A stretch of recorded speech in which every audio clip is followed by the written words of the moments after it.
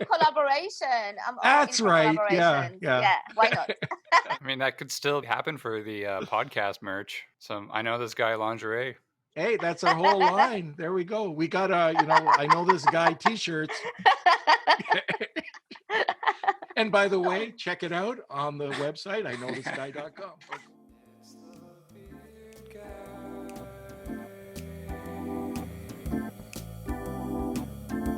Hey everyone, welcome to another episode of I Know This Guy, the podcast where we dive deep into the lives of some of the most interesting people I know. Before we get started, please like and subscribe to I Know This Guy wherever you get your podcasts. By the way, my kids want me to say something about ringing a bell. What the hell's a bell?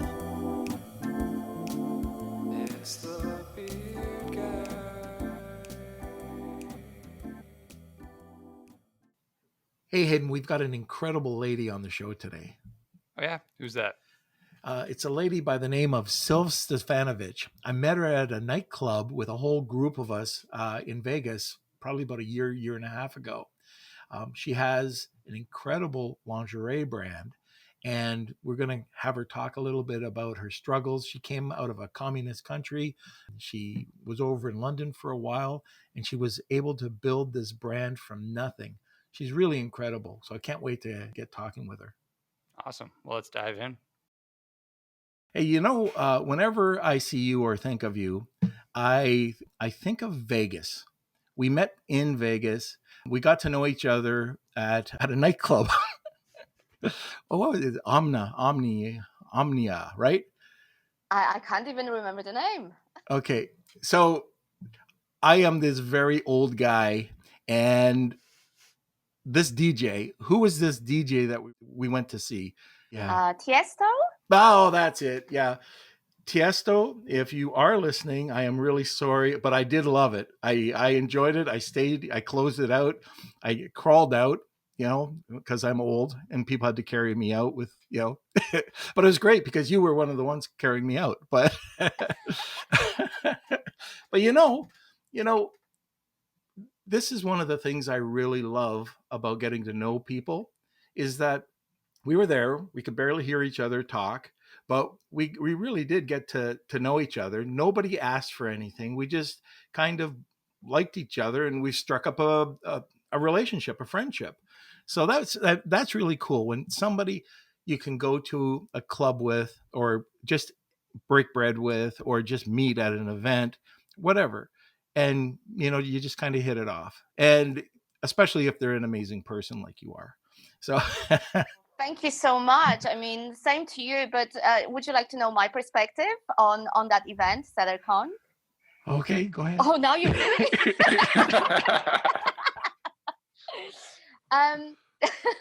So, from my perspective, because it was my first Sellercon, and I was obviously a big fan of yours because I saw you on podcasts before and live auditions, and the same for some other big Amazon sellers or like key players in the community. And it was just so awesome to land at that event, Sellercon, and meet everybody face to face and not feeling like, oh, I'm just this, small business owner and people don't have time to talk to you.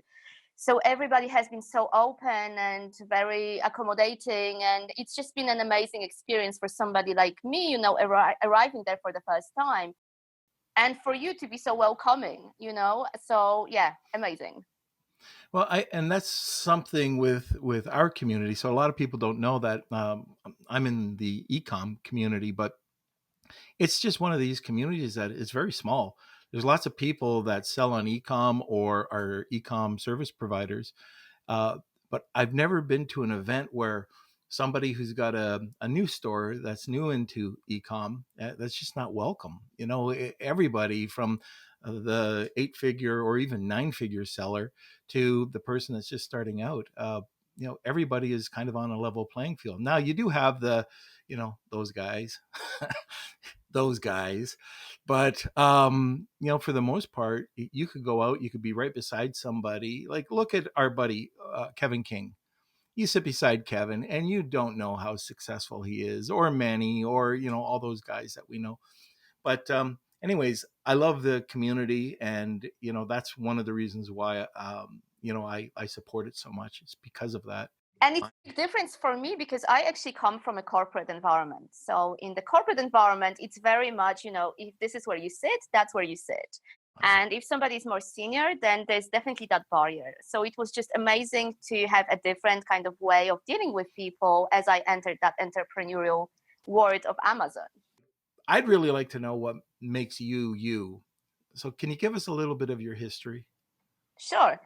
So I come from Poland, and I'm back to Poland now actually with my business.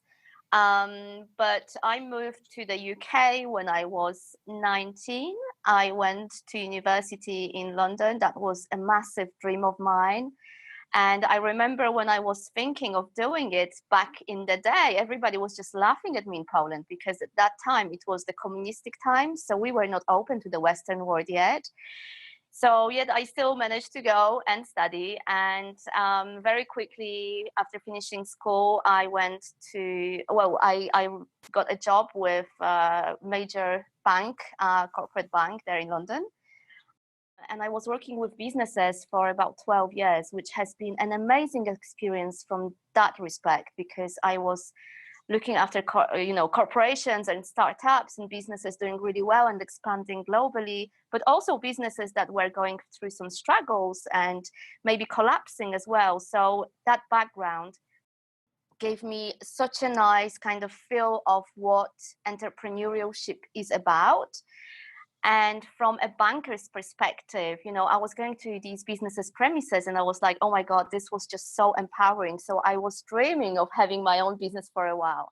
Working at the bank and seeing the successful companies and the ones that kind of went into the ground, what were some of the things that you saw? What made something successful, and what made the companies that could have possibly been successful go under? I would say definitely the management team. So who's behind the business, the decision makers, and also the fact that you constantly have to evolve in business. And you could clearly see businesses that were doing extremely well, that they were always very vibrant. They were always full of new ideas and they were acting on these ideas. They were always doing something.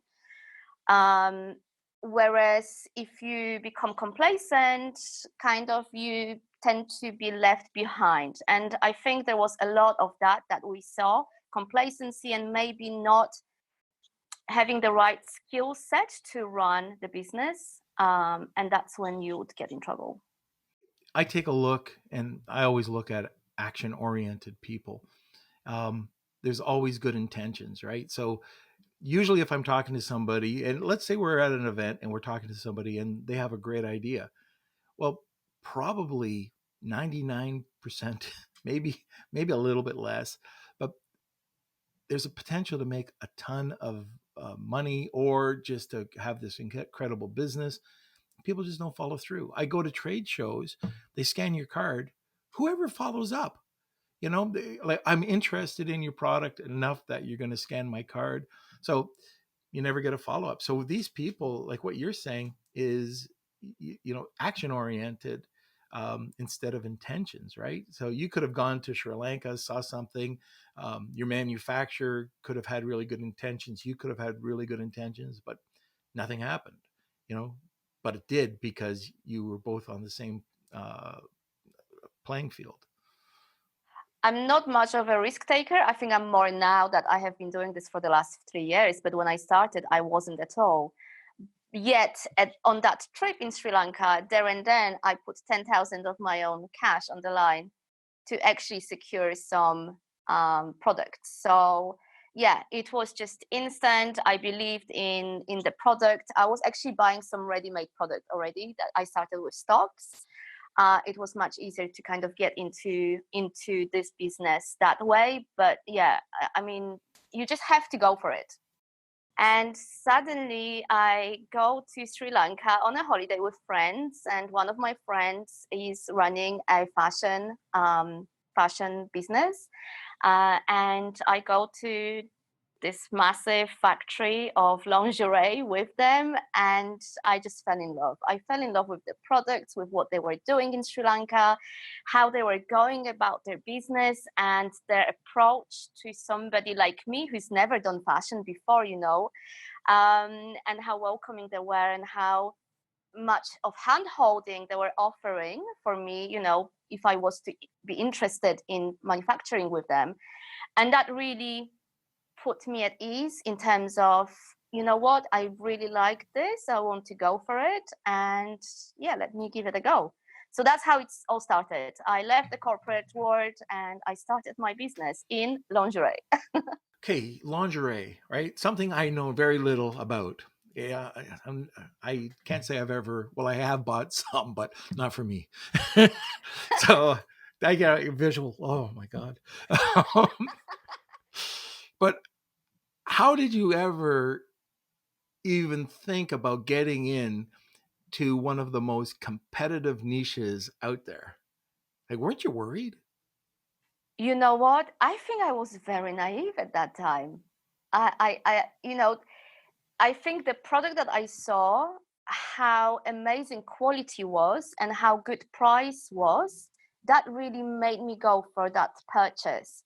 When the stock arrived, I was like, okay, so I've got the goods, what do I do with it now? And that's when I started thinking, okay, I should do wholesale for this.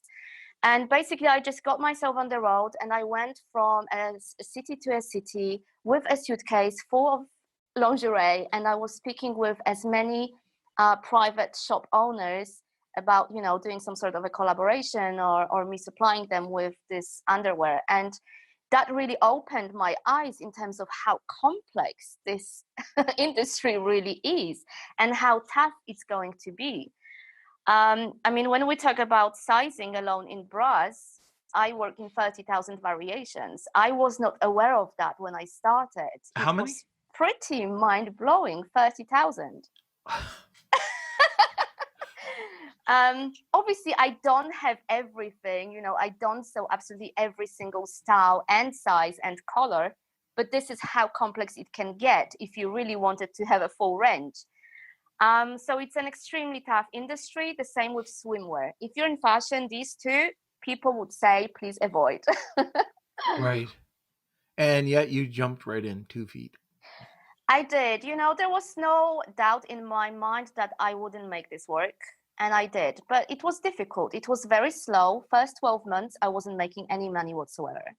It was very much a learning process. But today, from the perspective of the last 3 years, I'm so pleased that I didn't give up, because the knowledge that I have gained of the industry, of working with customers, understanding female silhouettes and what they're looking for, like, I'm so well equipped right now for my own private label, and actually not even a private label, a brand, a proper lingerie brand, that I know it's going to do really, really well. And I have already started 12 months ago, and my best sellers are actually, it's my brand. It's not the wholesale stuff that I do for other brands. It's actually what I create myself. So that learning, that background has been very empowering. And I say, for me, whenever you go to a new industry, just absorb, learn as much as you can, talk to people, talk to customers. You can learn so much, and then you can do so much with that knowledge. Sky is the limit, It is. You just have to take control of the opportunity, right? Yeah. Yeah. And even if you're operating in a very difficult, risky, complex industry, you can always find that one niche that will be simple and easy to tap into, and you can make it really, you can do really, really well. I'm not saying avoid risky industries or complex industries, but learn as much as you can and then go for something that will work really well and you will feel very comfortable doing it.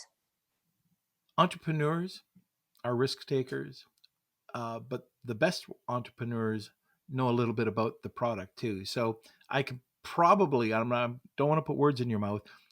You probably knew something about lingerie, but I bet you're an expert in lingerie right now. Is that correct?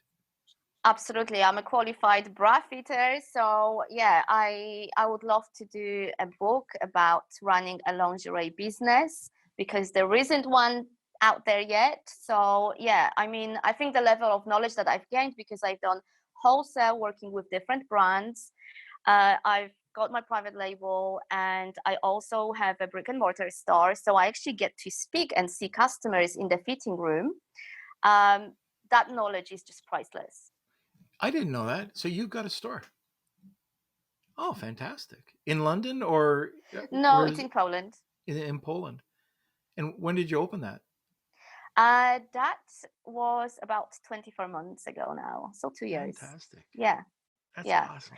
Oh, I'm, I like seriously, it's my little lab, my shop, Yep. because I can test new concepts. I talk to women. I know what they want. I know, what they feel comfortable in. Um, their form, their shape, what they want to hide, what they feel good about, what they want to display. I mean, it's phenomenal. You'll never get that level of knowledge and insight by being 100% Amazon seller. No way. You know what? I'll probably turn red saying this, but I've heard that the high majority of women, they're not fitted properly.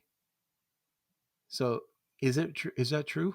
It's very, very true. And statistically, it's about 85% of women don't really understand their bra size. And I think once you've got that knowledge as a brand owner in a given niche, so for me, it's obviously what I do, you can do so much with that because you're educating customers and at the same time, you're buying their loyalty. Once they get that personal advice, that personal touch, they will love you forever. And in their eyes, you're the biggest expert out there. So that's been working really, really well for us as well. So I can see a huge opportunity if 85% of women are not properly fitted in a bra. And there's a lot of pros to a fitted bra, a lot of cons to, just going out there and buying your typical Wonder Bra, I guess. Um, Social media must be able to be a big role for you educating people, or it must be a great platform for you to educate people. I don't even know when my people when Hayden says, "Oh, get people to subscribe or ring a bell." Like I always say, "Well, like what's the bell?" You already know what all that is. So being a young entrepreneur, how do you use social media to your advantage? Oh my God, social media for me is everything right now. I have to say that when I started, because I went that wholesale route, this was not my priority. So we were not that active on social media. And I regret that a lot. So my big advice to any brand, especially in that creative field, so be it fashion or anything of that nature, please start with social media ASAP. For me, this is really where customers will be buying. It's not going to be Amazon. It's actually going to be the social platforms. I mean, Facebook is already doing it, Instagram as well. So a massive, massive opportunity. And this is where you build loyal customer base, because as you just mentioned, for me, for my niche, I can go with that knowledge and I can very easily win new customers by just educating people, educating women. And if you've got a good product, so the fitting is good because I hope my products fit really well, because again, I get to see my customers in the fitting room, so I know what a product should look like. If you've got that quality with the product, amazing customer service, and you've got that two-way communication, which you can have in social, you can have it on your website, not on Amazon. But with social, that's been a wonderful development where you can talk to people and you get their feedback, and it's again a massive, massive opportunity to be tapping into. Right. So is there any particular platform that you're using, and how are you utilizing it? Yeah, so for the business, we're using actually three platforms actively. So that's Instagram, Facebook, and Pinterest. But I've also set up recently a personal kind of brand IG page for myself, and this is something that I have created very recently. It's new. So I still don't know what I should be posting, but I try to give a lot of tips in terms of what to do when you go into a fashion industry, what to look out for, how you should be marketing, what the risks are. And I already see a lot of people kind of, engaging with my posts, which is really nice to see. So for me, this personal account is more about giving something back, because I feel very lucky in life. So this is the reason why I've set it up. On the business side, though, we are now recruiting brand ambassadors. So again, this is a very new initiative. We haven't tried that before. So again, I'm very excited about, this opportunity, see how we're going to do. I don't know, there's not much I can tell you about that yet because it's very new. But yeah, it's looking promising. And I'm just like, again, very keen to know more and really understand how this social impact, what it can do for your brand. Yeah, I've seen some of the posts that you've put out there, and yeah, been following it, and yeah, I mean, great content, very interesting, engaging, and I think that's, we're not talking too much about social media, but one of the things that a lot of people don't do is they put out just crap. I mean, and they expect people to engage. And what I like about what you're doing is you've got content there that people would actually like or ask questions about. So yeah, you're doing it right. Thank you. So do you, because I love your account and I follow as well. Well, thank you. It's great. So I'm kind of interested to hear what your take is on lingerie, like right now, and possible stigmas, especially in certain communities, and how lingerie could objectify women. Oh, that's a hard question again. Okay. I mean, when I started in this niche, it never kind of crossed my mind that there's a stigma. I'm going into something that can be perceived as a taboo, but maybe because I was not going into something too very sexy, like I don't know, bondage or anything like that in terms of lingerie. For me, I'm dealing with very classical styles, or even the non-sexy styles. So I never felt that this was something that was kind of something that I should be worried about. But I can understand. I mean, when we look at Victoria's Secret, for example, and what has been going on with them in the last few years, massive criticism, and actually, like, now they're feeling the consequence as well. In terms of how Victoria's Secret is perceived as a brand, always going for these perfect, almost looking women of size 0, and this is not what a typical female looks like. Right.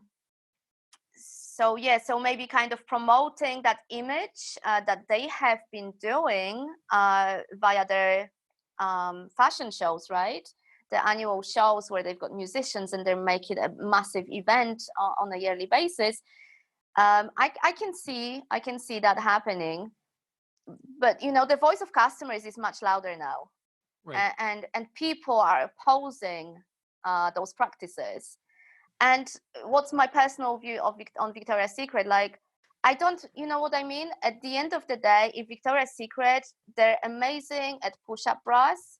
If they do amazing push-up bras, and push-up bras go on size 0, I don't know, female, because maybe bigger sizes, they don't need a push-up bra, that's absolutely fine. But I think what's missing with Victoria's Secret is they're not articulating really what they are, what they stand for, who they're making their underwear for. There will never be everything for everyone. No brand will be. My brand will never tick every customer's box. And that's why nowadays we've got so many niche brands where if you're looking for something very specific, you will always find it, but you're not going to find it in one department store. So, like, I'm like, I'm staying clear of the kind of Victoria's Secret thing, because if they do very good kind of maybe petite sizes, let them get on with it, but maybe their communication has to be a little bit different to what it has been. Do you want to know a secret? Go on.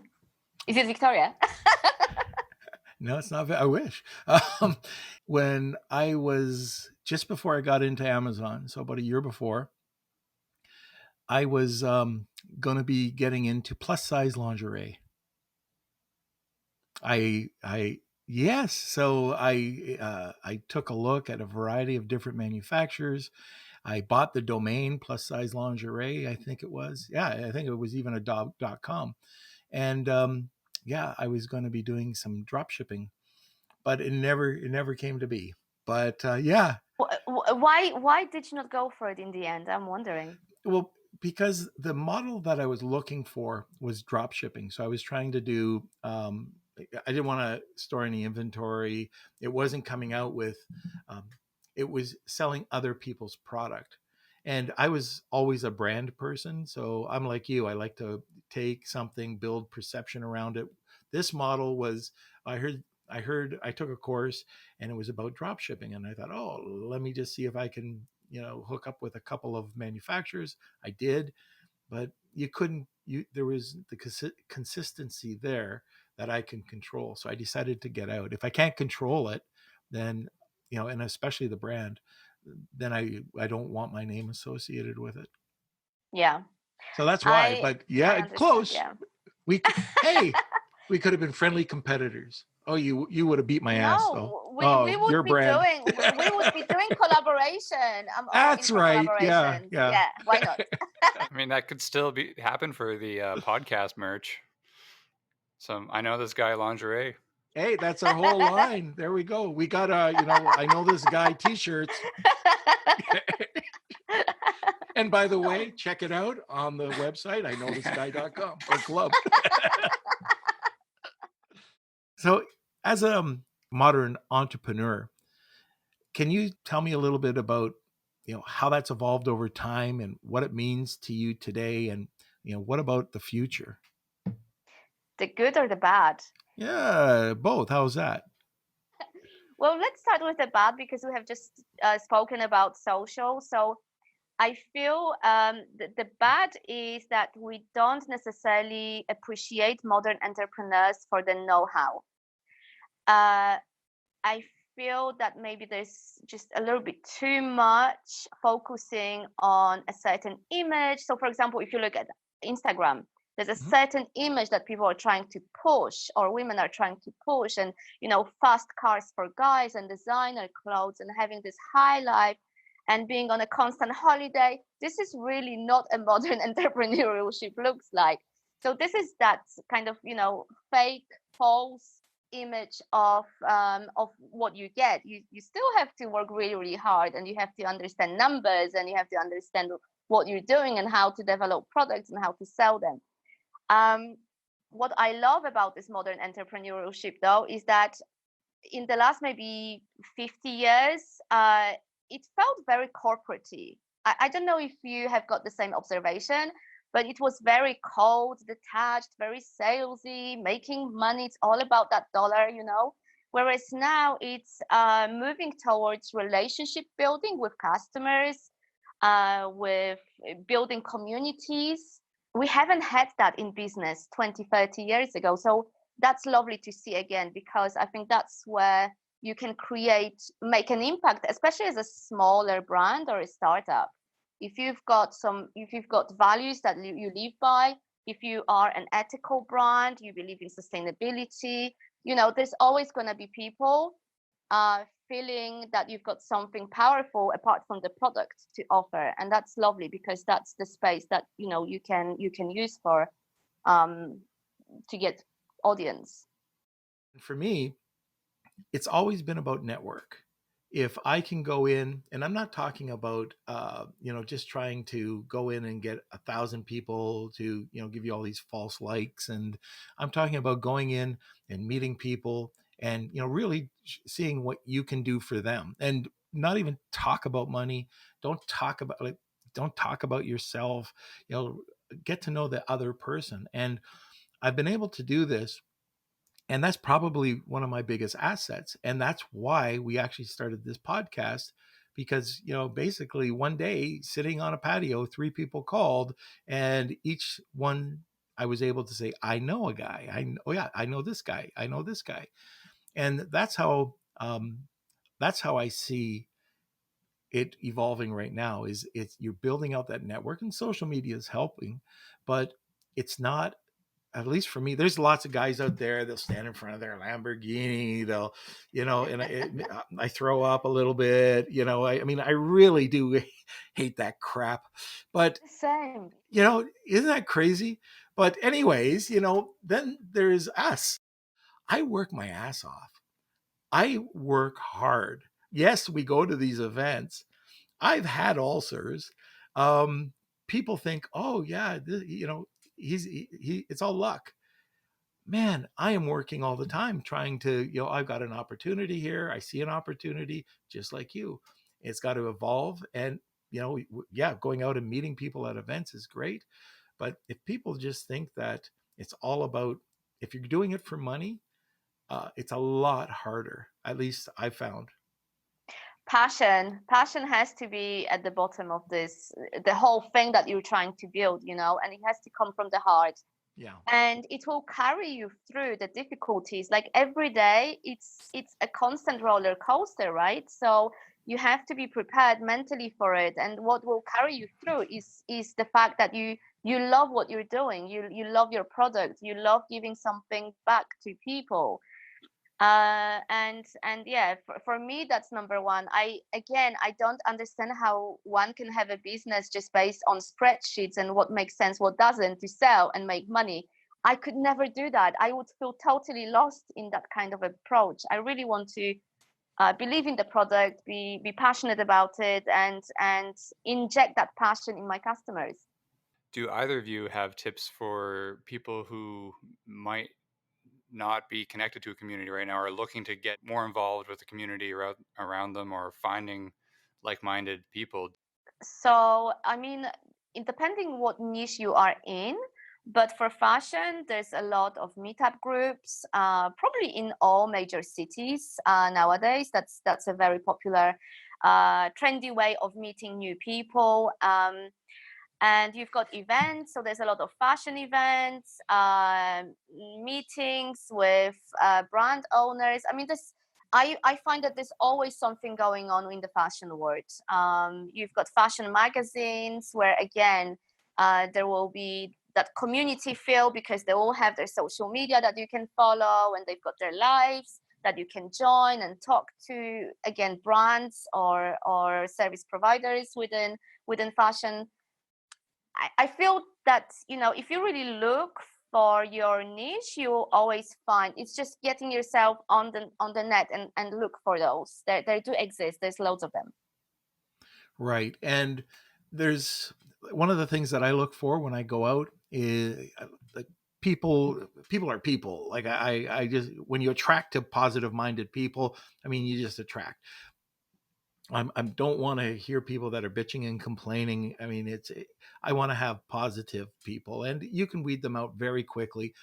But one of the things I look for, people that um, may have that I have my weaknesses, and that just talking with them, you can say, oh wow, this person knows this, and you'll just start talking, and maybe they need, or they are interested in something that you have strengths with, like the creative side to more of the analytical side. And one of the things that helped me with this is I found a group called EO, Entrepreneur Organization. It used to be called YEO. And it's just a group of thousands and thousands and thousands of entrepreneurs all around the world. I believe if you put them all together, it would make up the G8. And it's this organization that you can meet once a month. You have a forum that you can talk to, but also it's just events. So you can go to like local events. So for Ecom, I know that there's a group that we have about 125 people in Toronto. There's a great way to meet and get introduced. You could go to simple meetings like that. There's an organization, I'm sure they have it in Europe as well, called BNI. You wake up, you go to 7 o'clock breakfast. Who knows? And I did that. I don't do it anymore, but man, it was just, it was a grind, but you got to know people. One of the things that you can do, if you get the opportunity to do this, go to trade shows or go to events, go to small events. Probably in the Amazon well, the whole Amazon group for me, that changed dramatically when I paid through the nose to go to one private event. The private event consisted of about 25 fairly large entrepreneurs and probably 6 or 7 high-ranking speakers. And we were basically locked in a room for 3 days, went to some excursions together, had a great time, and we built relationships from there. And that led to podcasts, it led to events, it led to forming businesses with people. Anyways, that's now small amount of money as probably, I don't even know how much it's made me. And because of those, I was able to go and expand it, and it kind of compounded to other people and then other people. I don't know how many other people I've met from that one event, from other people in that event.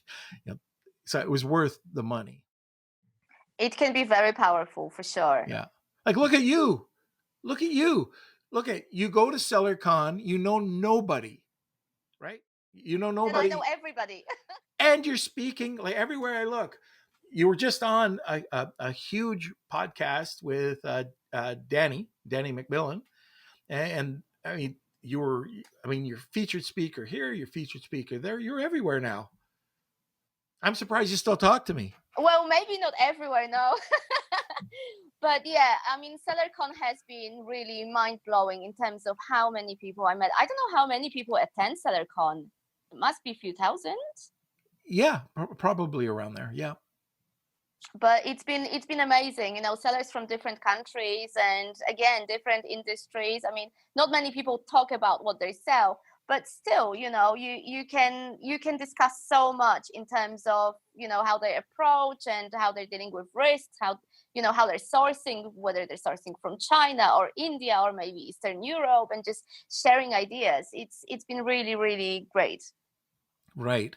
No, and it's been really great seeing just how you grow and how you've evolved, because that first meeting to 1 year later, what you were able to do, and not only for your brand and just reaching out and asking questions about the brand, and then all of a sudden, whoa, oh, you're on this podcast.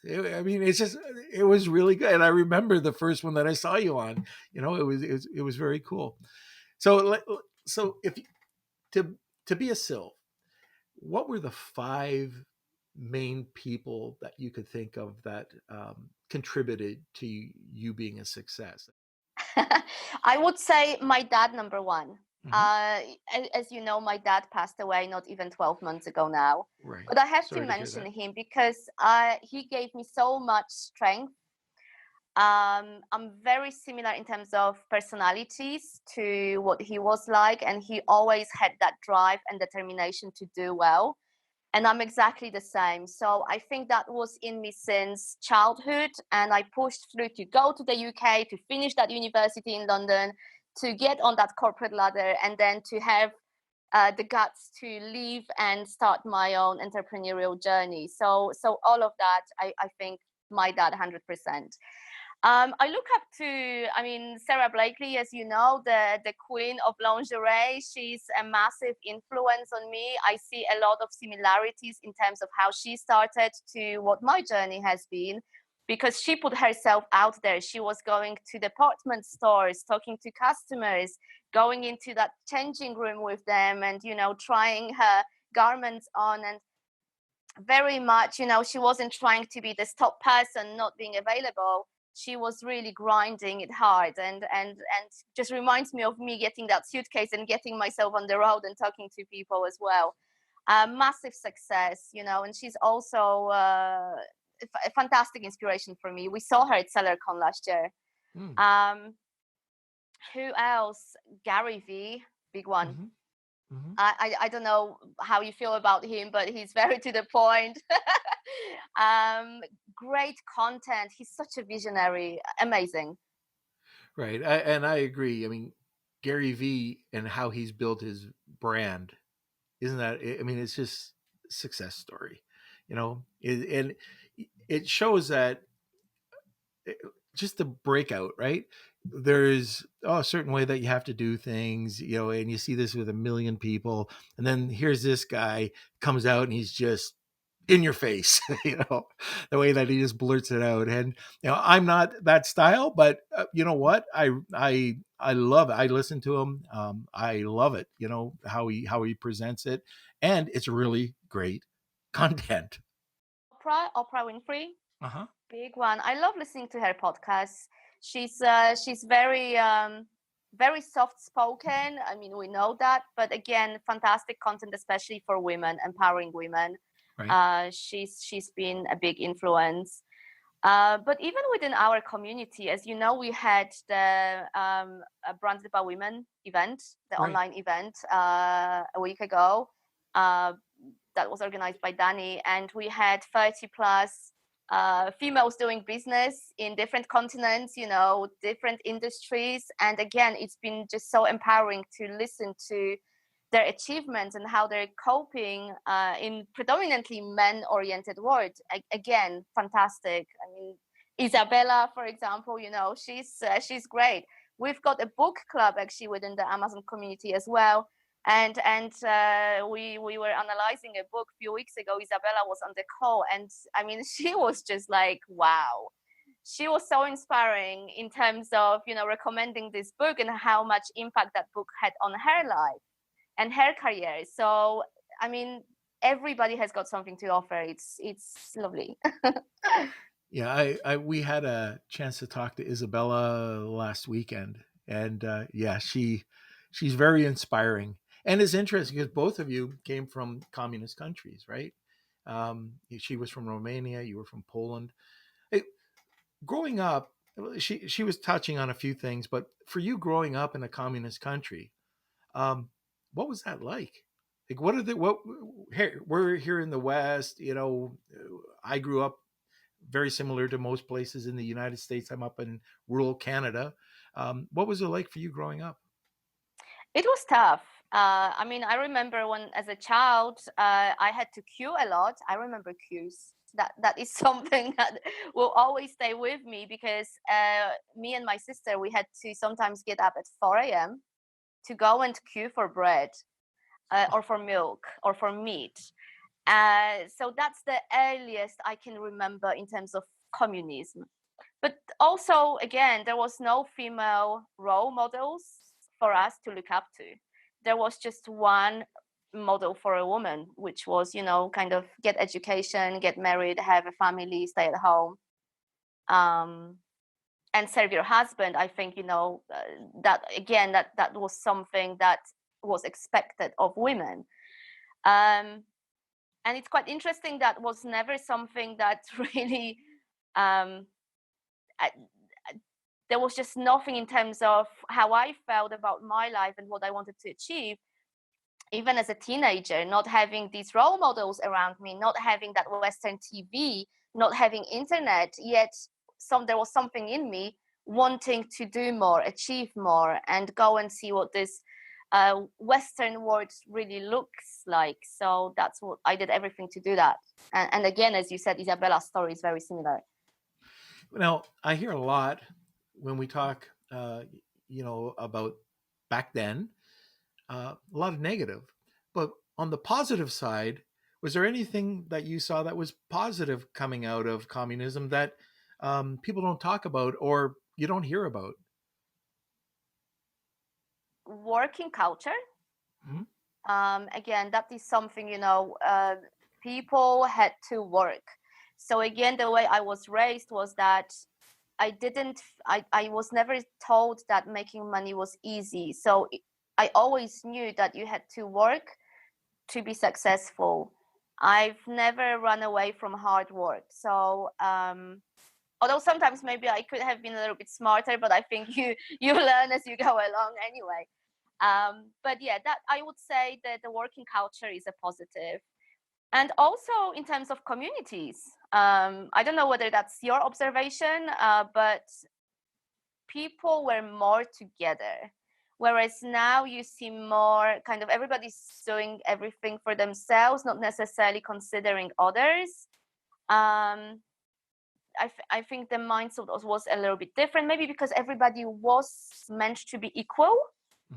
There was no business people in those days. So everybody had a stable job, making pretty much the same salary. There was not much difference in terms of, the family budget. Yeah. So in Poland, was it similar to, let's say, East Germany, where there was a trust factor? It was very hard to trust people? In those communistic times, I wouldn't say. No, I think it's more now that people are less trusting. Interesting. Yes. That's very interesting. Why do you think that is now? Why do I think that is now? Well, because again, you've got all these opportunities at your fingertips. So sometimes you would go for them, and now it depends how you want to approach things. And do you want to be the ethical person doing it in the right way, or you want to cut corners? And there are opportunities to be cutting corners. So maybe that's why there isn't that much trust, whereas before you didn't have that. Like there was just one way of doing things and everybody had to follow that one way. God, this is a hard one. I would have to sit and think a little bit more to give you some more examples. Yeah. I want to know your biggest success. It doesn't have to be in business, but what do you consider overall your biggest success in life? The biggest success in life, definitely, well, for me, self-fulfillment plays a massive role. Always has been. I never wanted to be at this kind of one level lifetime. So for me, progressing, that's massive. And if I can progress, for me, that's a massive achievement for me. That's a big success. So I'm always keen to learn, meet new people. I'm very social, I'm not too shy to go and say hi. And I'm so curious about the world. I want to travel. There's a lot of that drive. So for me, this is success, really, to be able to do that and progress and develop myself. I also want to give something back. So I think the older I get, the more I'm thinking about, okay, now how can I make my life more fulfilling, not just for myself, but also for others? And I think that's why, this personal account on Instagram started. I'm now thinking of maybe doing a book for the industry, so that where you've got, I don't know, fashion designers graduating, they can learn from people like me who have done this journey that is very difficult and complex and risky in fashion. They can learn a lot. So yeah, that's a big driver as well. It's not, for me, it's never about the money. Money helps, you have to, I want to have a comfortable life, of course, but that's not the principle at all. That is one of the common denominators on almost every person that's been on this show, is that you hear almost every single person say that money wasn't their motivation. All right.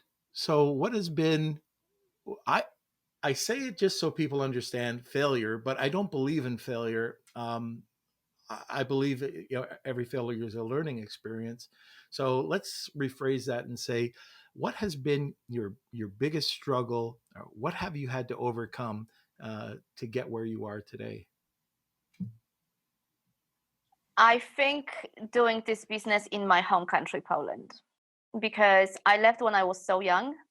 I was pretty much raised by that English culture, because that's really when I started living. I was at university. I was meeting people from so many different backgrounds. As you know, London is a massive melting pot. So that has been a massive influence on me. And, I spent almost 20 years in London. So now being back in Poland and starting this venture is like being in a brand new country that I don't really know. And it's been tough because all my decisions in my first year of trading were based on my UK mindset, what I perceived as what females wanted, but I was thinking of the UK females.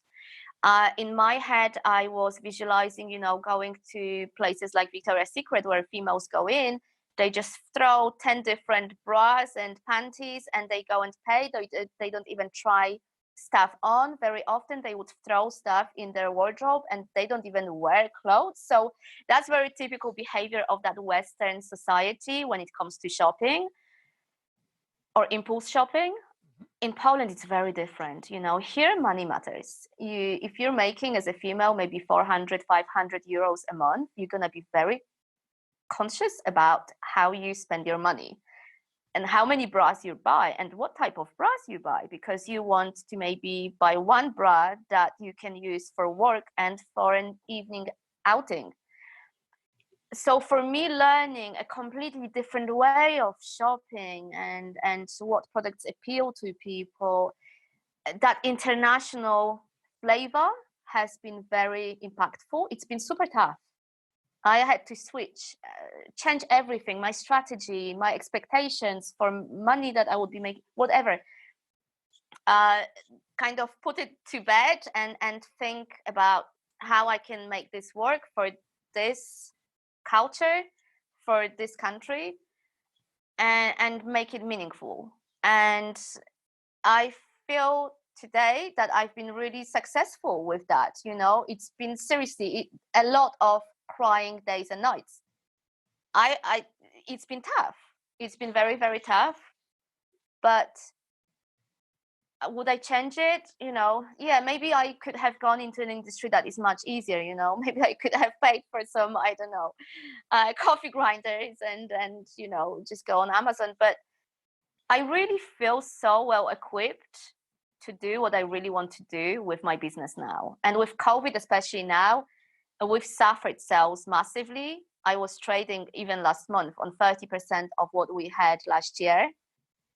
But nonetheless, I've got massive expansion plans. I'm investing a lot. We are a cash-rich business. And I know where I want to be 12 months from now. I feel so empowered and so happy right now. So even if financially we are a little bit behind to where we wanted to be, right now, I couldn't be happier with my strategy, with the people I'm working with on my brand. I'm working with the best agencies in Poland. I'm engaging with so many experts that I didn't think of doing before because I was concerned that maybe, this is not for my budget, or I don't know, maybe it's not going to work out. So I want to spend so much money? Very different way of looking at things now. And I feel like I'm now taking this Polish business overseas, whereas 3 years ago I was kind of taking it from the UK to Poland, and now I'm going back from Poland to the Western world. But yeah, it's phenomenal learning, and I can now understand different market characteristics, which is again great because I can use it in whatever I do in the future and in any niche as well. Yeah, it's interesting that your sales are down during COVID. Now, most of the time I would say, yeah, I understand that, but I would have thought, and maybe this is just because of the retail side, but I would have thought your sales would be going up. People are at home. People are together more. I thought the lingerie scene might be a little bit more active. Yeah, unfortunately not. It is something that you don't necessarily want to spend your money on. During COVID, also a lot of females, I don't know whether you saw even on social media, there was a lot of posts saying bra is the most useless thing right now because everybody's at home braless. So I don't think bra sales have definitely suffered. Also, we do a lot of underwear for events. Again, if you're not going out, there's no weddings, there's no parties, so you don't need these solutions like shapewear or anything of that nature. So we have suffered a lot. You had a very interesting quote. How would you like to share that with us? Yeah, so my quote is, standing on the street corner waiting for no one is power. Why did I choose this quote? I think it's about that inner strength and inner calm. Like, you really have to feel comfortable with who you are, what you're doing, where you're going. And you don't necessarily need the environment to impact your decisions, and just trusting yourself and feeling comfortable and calm about making the decisions that you're making in life.